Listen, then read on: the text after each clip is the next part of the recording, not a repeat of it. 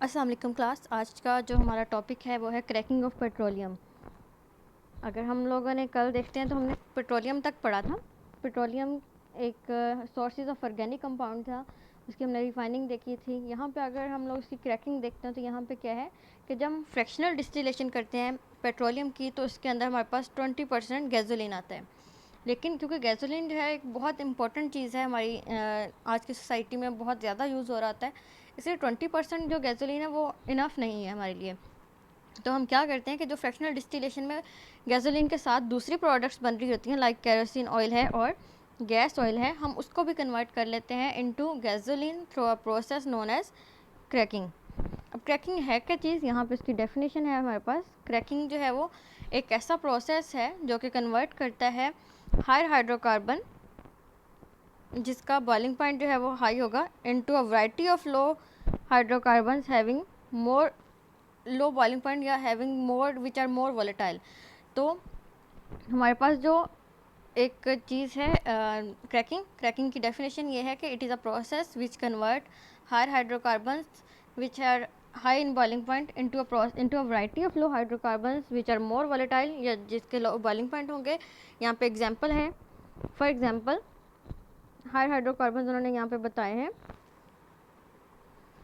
For example high hydrocarbon C16H34 splits according to the reaction. यहाँ पे reaction दिया गया है कि जो एक हायर हाइड्रोकार्बन है जो कि C16H34 है वो स्प्लिट कैसे होगा। यहाँ पे आप लोग रिएक्शन देखो, C16H34 एक एल्केन है, उसको हमने 700 डिग्री सेंटीग्रेड पे जो है वो हीट किया है, तो वो तीन तरह के उसने प्रोडक्ट्स बना दिए हैं। सबसे पहला जो है ये वाला C7H16, ये जो है एक अल्केन है, इसका नाम होगा हेप्टेन। दूसरा इसका जो प्रोडक्ट बना है वो ये बना है, अल्कीन बना है और इसका नाम है इथीन। और तीसरा जो प्रोडक्ट बना है वो ये है, वो है प्रोपीन। तो तीन तरह के 1, 2 और 3 जो है वो प्रोडक्ट्स बन गए हमारे पास।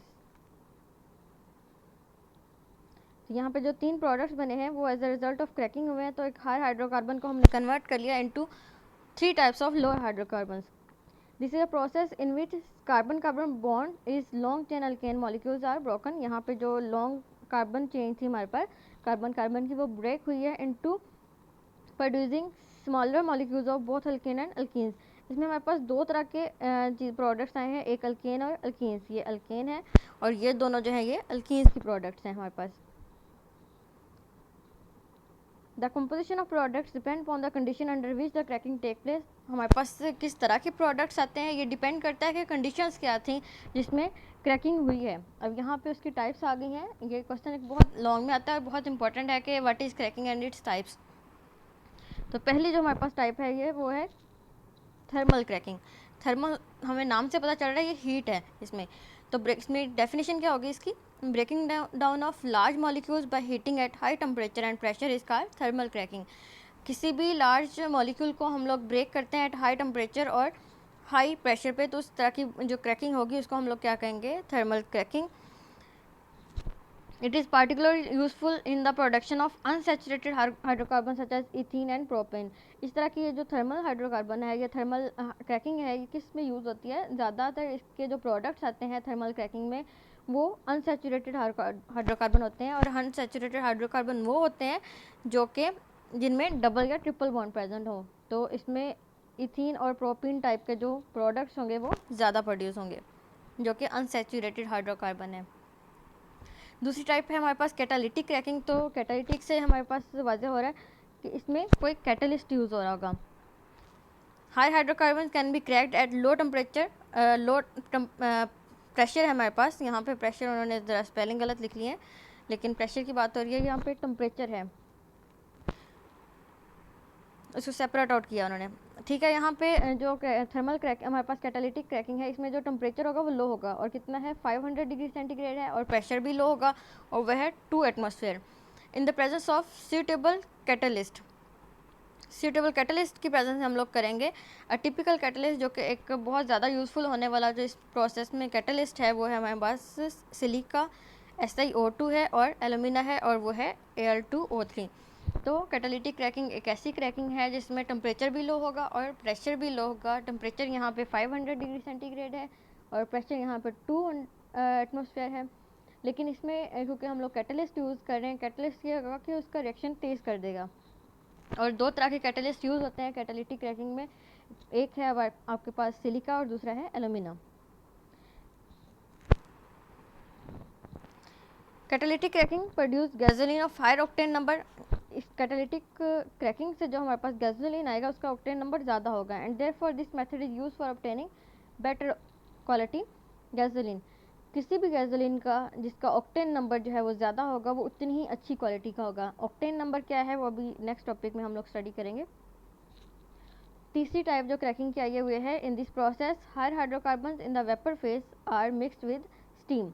स्टीम हायर हाइड्रोकार्बन, लेकिन वो होना चाहिए किसमें, इन वेपर फेज। कोई भी हाइड्रोकार्बन है हायर, लेकिन वो अगर वेपर फेज में है उसको हमने स्टीम के साथ मिक्स किया है और उसको हमने हीट किया है फॉर अ शॉर्ट ड्यूरेशन और टेम्परेचर रखा हमने 900 डिग्री सेंटीग्रेड पे और उसके बाद उसको हमने कूल कर लिया रैपिडली। मतलब हायर हाइड्रोकार्बन है जो कि इन द वेपर फेज है, उसको हमने मिक्स किया स्टीम के साथ और हीट किया एट 900 डिग्री सेंटीग्रेड पे। बहुत ज़्यादा टेम्परेचर है ये, लेकिन उसके बाद फ़ौरन से हमने उसको कूल भी कर लिया।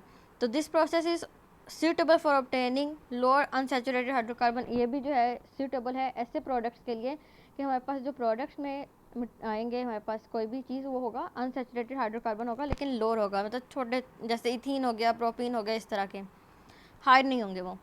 Beside increasing the yield of gasoline, cracking is also produce large amount of useful by products।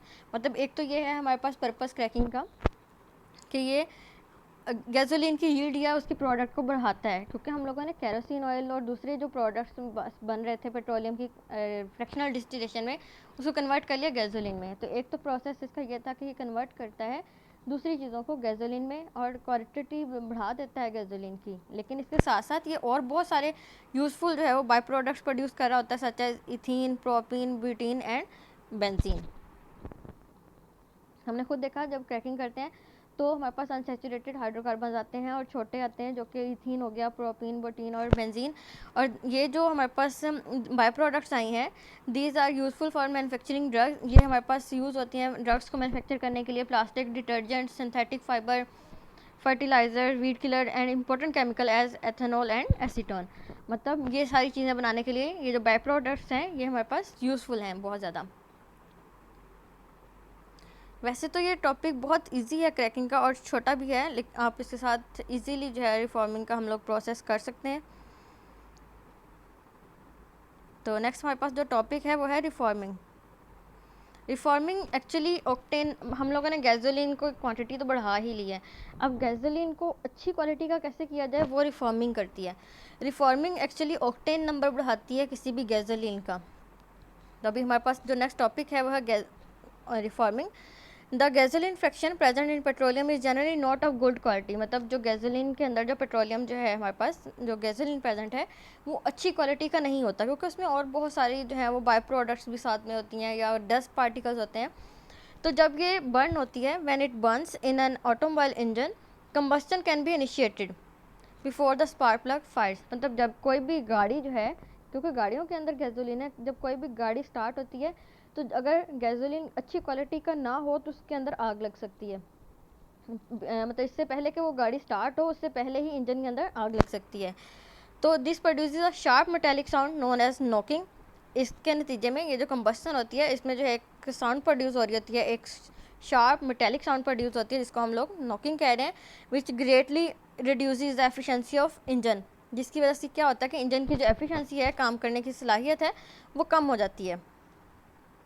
अब नॉकिंग को हम लोग ओवरकम कैसे कर सकते हैं? The quality of fuel is indicated by it's octane number. मतलब कोई भी आपके पास अगर कोई गैसोलीन है, कोई भी ऐसी चीज़ है, उसकी क्वालिटी कैसे हम फाइंड करेंगे? उसके ऑक्टेन नंबर के साथ। मतलब अगर किसी गैसोलीन का ऑक्टेन नंबर ज़्यादा है तो वो उतनी ही अच्छी क्वालिटी का गैसोलीन है। As octane number increases the engine is less likely to produce knocking. किसी भी गैसोलीन का जो है वो अगर ऑक्टेन नंबर ज़्यादा है तो वो उतना ही कम नॉकिंग का साउंड प्रोड्यूस करेगा। Straight chain hydrocarbon have low octane number and make poor fuse. ये जो स्ट्रेट चेन हाइड्रोकार्बन होते हैं इनका जो ऑक्टेन नंबर होता है वो कम होता है और वो मतलब पुअर फ्यूल्स होते हैं वो नॉकिंग ज़्यादा प्रोड्यूस करते हैं। इसलिए हम प्रेफर करते हैं कि जो स्ट्रेट चेन हाइड्रोकार्बन है उसको कन्वर्ट कर दें into branch chain hydrocarbon. Experiments have shown that the isooctane or 2,2,4 trimethyl pentane burns very smoothly in engine and has been arbitrarily given an octane number of 100। यहाँ पे उन्होंने एक example दी है कि एक ऐसा मटेरियल है हमारे पास हाइड्रोकार्बन है जो कि आइसोऑक्टेन है और इसका दूसरा नेम है हमारे पास 2,2,4 ट्राईमेथाइल पेंटेन। मतलब ये इसका नाम है दूसरा, दो तरह के इसके नाम है, दो तरह से हम इसको लिख सकते हैं। ये बहुत स्मूथली बर्न करता है और मतलब इंजन के अंदर बहुत स्मूथली यूज़ होता है और इसका जो ऑक्टेन नंबर है वो 100 है। अब आप खुद इसका अंदाज़ा लगाओ इसका ऑक्टेन नंबर कितना ज़्यादा है, इसीलिए ये इतनी अच्छी गुड क्वालिटी का है। The octane number of gasoline is improved by a process called reforming. हम रिफॉर्मिंग के थ्रू जो है वो किसी भी गैसोलीन का ऑक्टेन नंबर बढ़ा सकते हैं। गैसोलीन की अगर हम लोग इसकी रिफॉर्मिंग की डेफिनेशन देखें तो it involves the conversion of straight chain hydrocarbon into branch chain hydrocarbon by heating in the absence of oxygen and in the presence of catalyst. तो रिफॉर्मिंग की डेफिनेशन क्या हुई कि हम कन्वर्ट करते हैं straight chain hydrocarbons into branch chain hydrocarbons in the absence of oxygen और presence of catalyst. यहाँ पे इसकी एग्जांपल भी दे दी गई है। हमारे पास एक ऑक्टेन है, एन ऑक्टेन है। यहाँ पे इसको अगर हम लोग देखें तो ये कितने हैं 6, 7 और 8 ऑक्टेन है, 8 इसमें कार्बन है, स्ट्रेट चेन है। इसको हमने हीट किया है कैटलिस्ट के प्रेजेंस में, ठीक है, ऑक्सीजन इसमें नहीं रखनी हमने। तो ये कन्वर्ट हो जाएगा हमारे पास 2,2,4 ट्राईमिथाइल पेंटेन के अंदर, जो कि हमने पीछे भी पढ़ा कि एक बहुत अच्छा हाई क्वालिटी गैसोलीन है।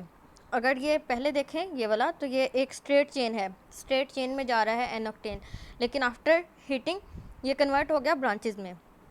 अब यहाँ ब्रांचेस में अगर देखें तो यहाँ पे 1 है, 2, 3, 4 और 5 कार्बन स्ट्रेट चेन में आ गए और जो बाकी 3 कार्बन थे वो एक यहाँ आ गया, एक यहाँ आ गया और एक यहाँ आ गया। तो ये कन्वर्ट हो गया।